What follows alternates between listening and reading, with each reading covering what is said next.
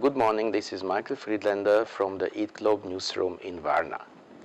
Our first story takes us to the University of Pennsylvania, where researchers have found a way to produce biopharmaceuticals more cheaply and without the need to store them with cooling. They did that by taking lettuce, changing it genetically, introducing the drug in the process, and then deep frying the lettuce and grounding it into powder, which is the ready drug. The finding is especially important for developing countries, which will be able to buy important drugs more cheaply and to store them without cooling.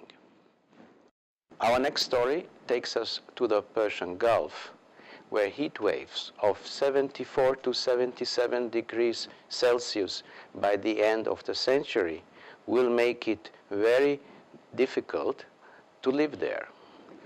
Researchers from the University of Loyola Marymount and MIT have found that the peculiar geography and climate of the region will result in these extreme heat waves if nothing is done against climate change.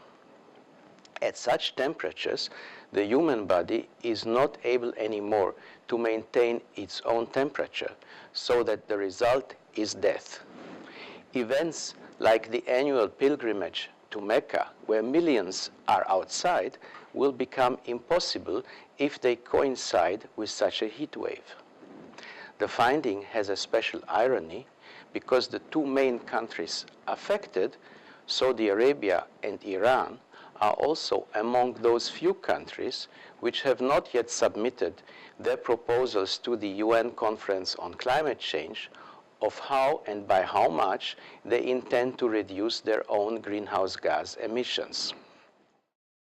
Our next story takes us to Mexico, Mexico City, where a new restaurant called Pizza has been opened, which combines the usual pizza concept with Mexican flavors.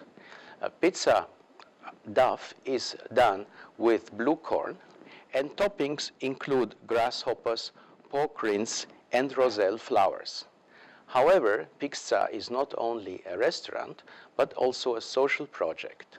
For every 4 slices sold, 1 slice of pizza is donated to one of Mexico's homeless people. And once a homeless person receives 4 slices of pizza, it must volunteer to work in the restaurant.